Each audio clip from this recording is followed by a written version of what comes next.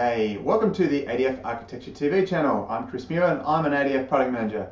Thanks for joining us today. Our production team, that's Skippy and I, are glad to bring you another episode in this actual ADF Architecture TV series. And this particular episode is a continuation of the previous episode where we talked about ADF Business Component Application Module Design.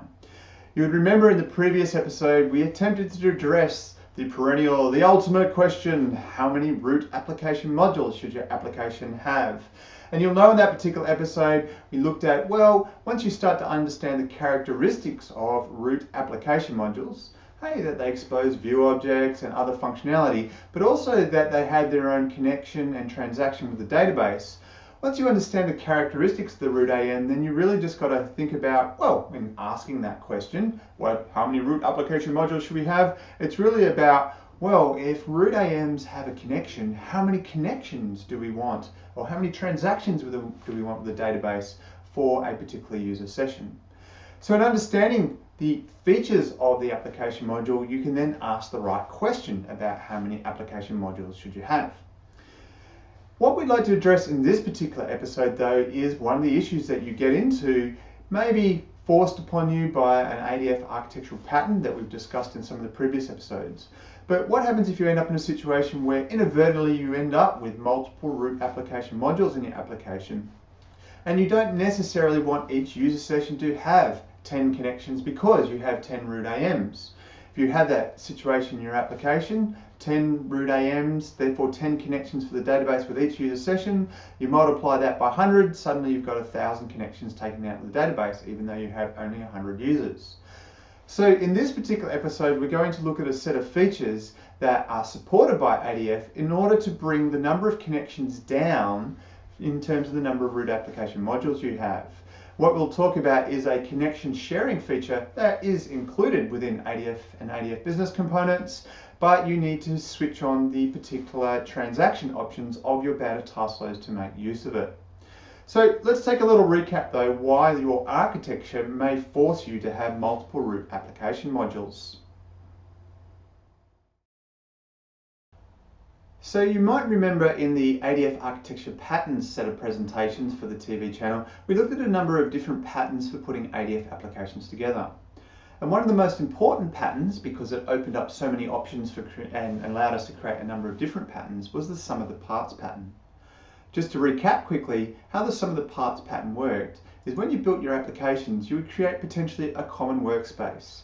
And the common workspace would include things like a model project with common entity objects, common view objects to be reused across the rest of your application.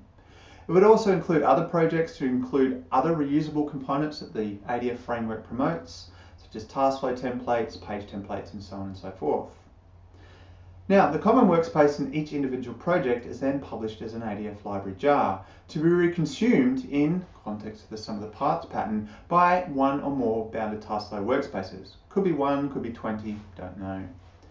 As you can see in those bounded task flow workspaces, it has its own model project, we'll come back to that in a moment, and also its own view controller project with one or more bounded task flows. The diagram here shows one, but you could ultimately have many.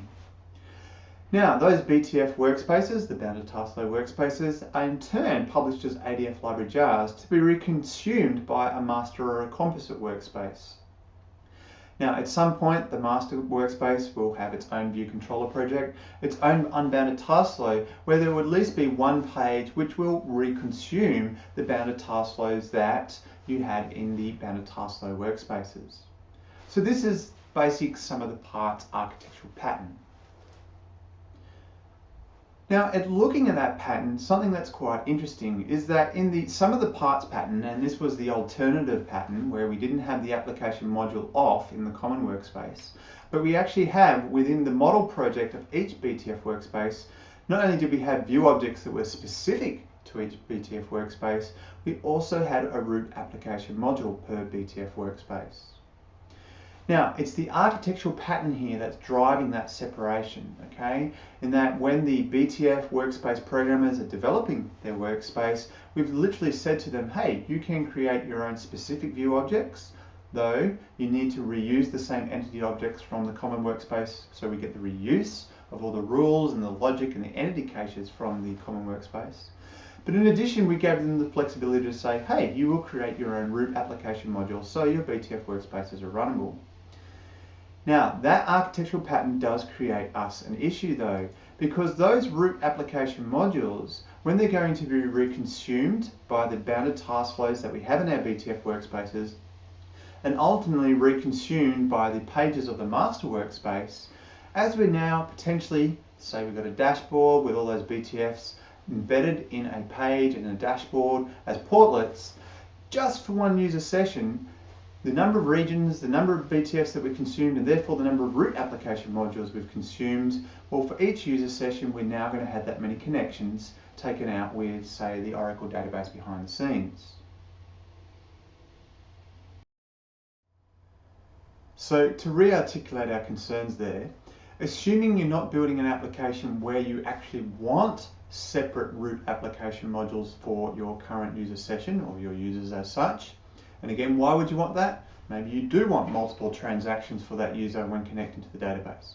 But assuming you don't want that, and say it's been brought on by the architecture of your ADF application, so maybe you've got a page that's consuming multiple BTF workspace bounded task flows as regions with their own root application modules, or maybe you have in your master application a composite bounded task flow that is also calling a number of other bounded task flows from the BTF workspaces, which in turn have their own root application modules. You can see the problem we're going to get into. Those root application modules will multiply the number of connections that each user session takes out while they're navigating and working with your application. Ultimately, this is going to be a scalability issue. You cannot take an unlimited amount of connections out with the Oracle database or whichever database that you're talking to behind the scenes. You need to constrain the number of connections such that you can scale to even more users from your ADF application. Sorry, what's that, Skippy? How do we solve this problem?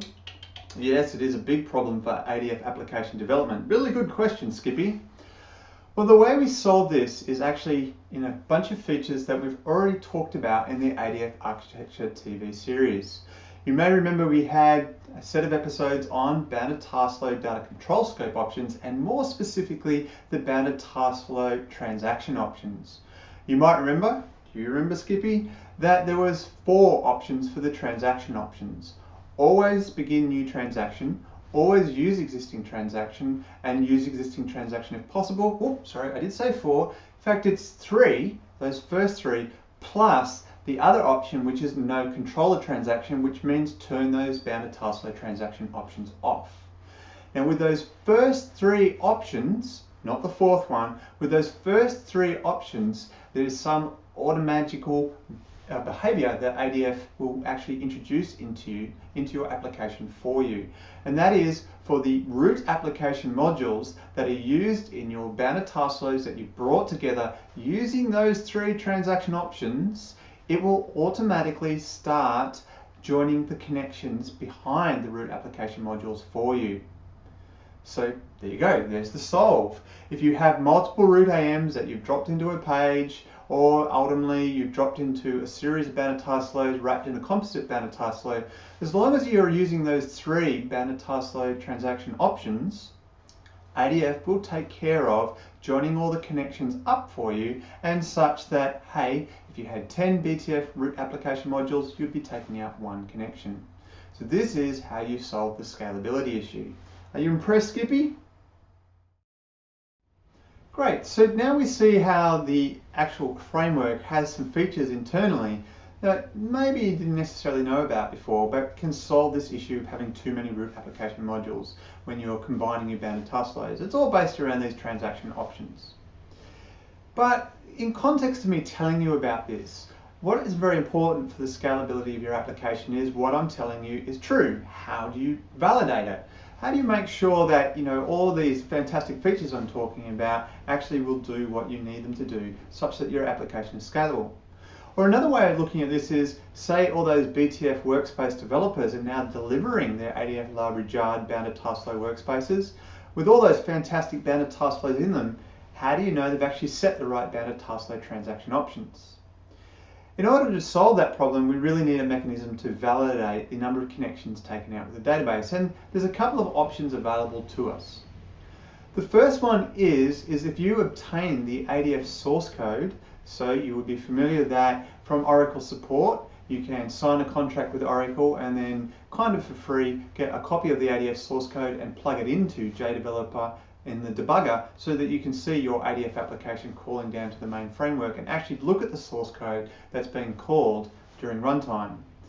Now, if you get your hands on that source code, the DB transaction import class in ADF Business Components has and I'll just read my notes, has a method called establish new connection. And that is the choke point method that the framework uses to take out connections with the database. So if you were to put a breakpoint into this particular method, you could then watch how many times it's been called as your user's navigating over many bounded task flows and see, therefore, how many connections are being taken out.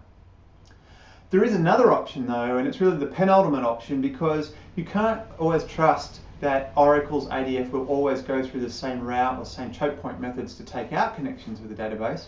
We could always change the implementation. So the other way to do this is actually to go to the database and use its database dictionary tables to watch the sessions and the connections that are being taken out. Now again, just to read my notes here, if you select star from the $V sessions table where, say, a particular username is the HR user or whatever user you're using to connect to the database, you can now watch the connections being taken out. You can see if they're active or inactive. You can see how many are occurring, and this will give you an idea of what's happening under the covers. Now, a little caveat on both of these things is there is a little option that we haven't talked about on the bounded task flows that will actually spawn more connections. You'll be familiar on the bounded task flows that there is an option called no save point for upon task flow reentry.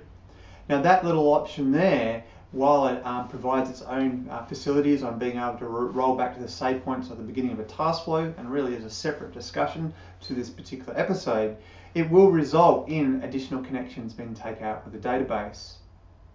So when you're looking at those statistics, particularly from the database's perspective, how many connections are actually being taken out, just be a little bit cognizant of that guy. But now you have a mechanism to validate the number of connections that your users are going to take out, and you can do the maths and work out how many connections you're going to require for the average amount of user sessions that are going to hit the database as such.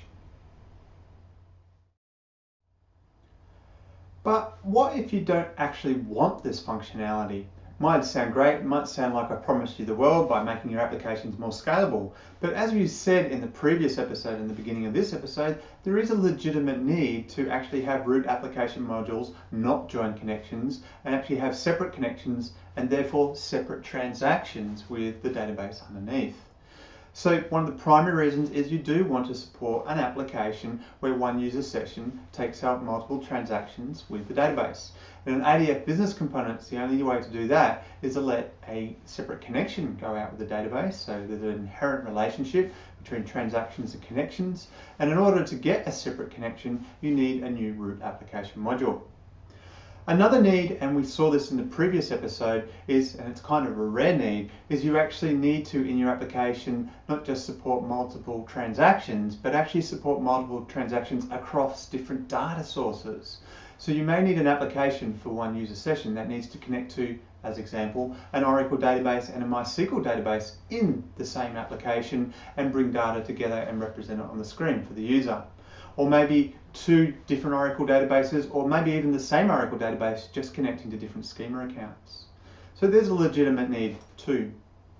Another reason is, well, say you've migrated an application from JDeveloper ADF 10.1.3 to 11G and now 12C, and you already have multiple root application modules in your design because that's the way you want it to be designed. Now, great, you may get all this connection sharing occurring, but you might not want it to occur. Okay, so this is a problem for you. It might actually break the functionality of your application. How do we turn this behavior off? What options do we have available to us to solve this problem? Well, you've really got two options. The first one is to consider in the bounded task flows the isolated data control scope option. And we had a whole set of episodes on this previously that described the nature of what the isolated data control scope does. In addition, if you even Can't set isolated data control scope because this is something you can tend to set on new developments, not old developments, where say you brought an application in from 10.1.3. The other option then is to set the transaction option on the bounded task flows to no controller transaction. Now the no controller transaction option, if set across all your bounded task flows, will not introduce this connection sharing of the root application modules. And therefore, all the reasons we just talked about, you want separate connections or transactions for users, or you want separate data sources for one user session in your application, or you want the 10.1.3 way of having separate root application modules spawning their own connections and transactions, keep the no controller transaction option in the bounded task flow transaction options. It's really orthogonal to the other three transaction options. You either use those three in combination or this option totally, the no controller transaction option, you don't mix them together. Again, refer back to those previous episodes in the ADF Architecture TV channel to understand this. The final thing I want to talk about in this episode is how ADF BC actually does this under the covers. What's the actual mechanism for joining connections? So the thing you need to understand is there is a bit of trickery occurring. There is something that the framework's doing for you on your behalf and you don't really have much of an understanding of it. Now why I want to teach you about this is that between the different releases of JDeveloper, that is 11GR1 and then separately 11GR2 and 12C, which have the same behavior, this behavior or this underneath automagical behavior has actually changed somewhat. And the reason to teach you about it is the programmers can slightly fall afoul of the actual mechanism if they code their solutions in a particular way. Now most programmers will not hit this issue, but some programmers will hit specific issues depending on what they've done with the manipulation of the application modules at the programmatic level.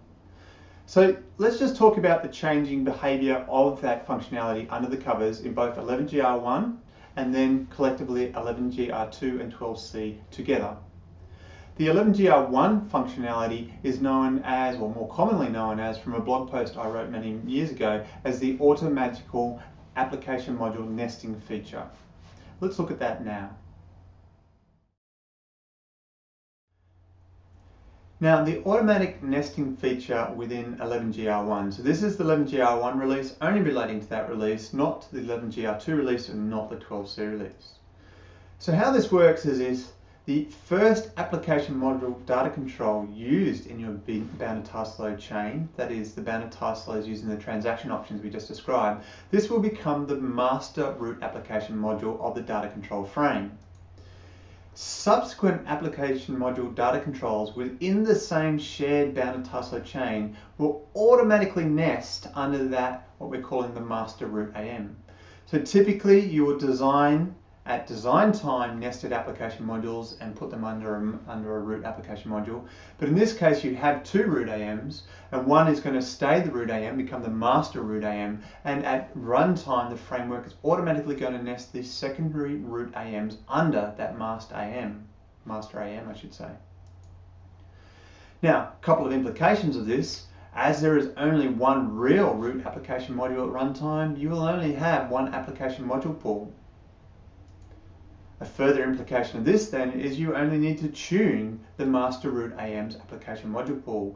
Tuning the other, what are root AMs at design time but become nested AMs at runtime application module pool settings is not really going to have much effect. Now what you need to be careful of is that the master root AM is actually the one that becomes the master root AM. You've got to remember that the pages and your fragments are ultimately, which you've arranged on the pages, you're actually defining the order of the bindings and the access to the underlying application modules.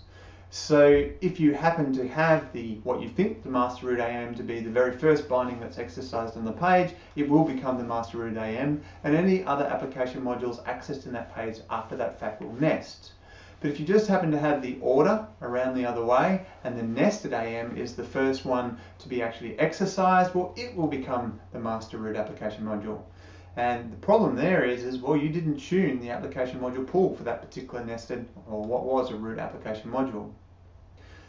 There is a solution to this, is that what you just need to do is prime the root application module that you want to become a master by just making a binding that calls down to it before anything else. So maybe you have a method call before the page that exercises the primary root AM, the master root AM that you want, and then this will be taken care of. The end implication of this functionality, as there is actually at runtime only one root AM, the connection of the root AM data control is used for all the nested application modules. And this is just like the normal nesting behavior that you have that you configure at design time. However, this does highlight one limitation of this feature, and it goes back to why you would want to use the no controller transaction option.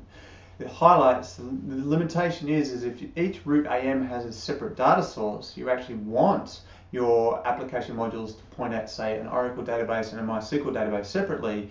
This automatic nesting behavior basically makes that impossible to work. So this is why you cannot use the BTF transaction options here. Essentially, the root AM, its connection is the one that will be used, and every other data source, Jindy or JDBC URL, will be ignored. So in context of the next releases, 11G R2 and also 12C by implications, the task flow transaction options here behave exactly the same. There is a difference in their behavior from 11G R1. In the case of 11G R2 and 12C, all root application modules and the associated data controls will remain root. There is no automatic nesting of the actual AMs at runtime.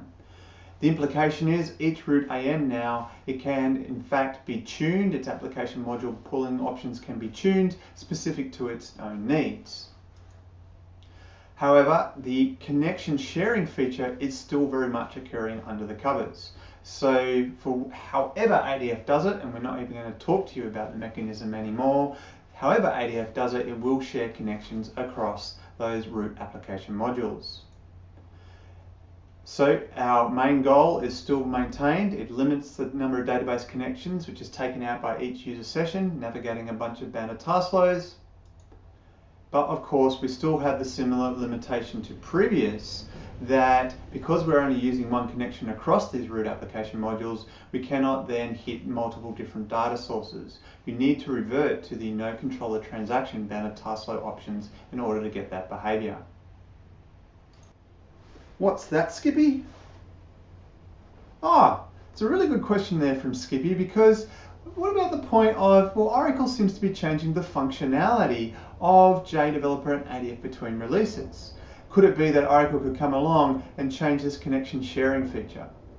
Well, the answer to that is, well, firstly, we don't guarantee to not change anything. It's our framework, you use it and you purchase it from us. But basically, we could change anything. And the mechanics of how the connection sharing under the covers, you can see has changed between releases. But in terms of the connection sharing feature, we're probably very unlikely to change that.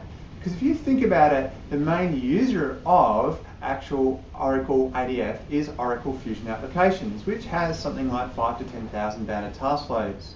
If Oracle ADF, the development team, changes that connection sharing feature, we're basically going to break a whole bunch of downstream applications for us, and that would be not very desirable. So while we don't guarantee not to change the mechanisms, in the end the features should be pretty solid over releases, and if you find a different sorts of behavior in terms of the scalability, definitely log a support request with Oracle support. Thanks, Skippy, good question.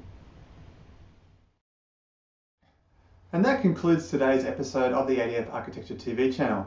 Thanks for joining Skippy and me to find out how those bounded task flow transaction options can really help make your application much more scalable in terms of database connections. In the following episodes of the ADF Architecture TV channel, we'll be looking at future-proofing your application module design, as well as the concepts of shared application modules. So thanks again for joining us. We do appreciate your time, and we hope you will join us in the future episodes very soon.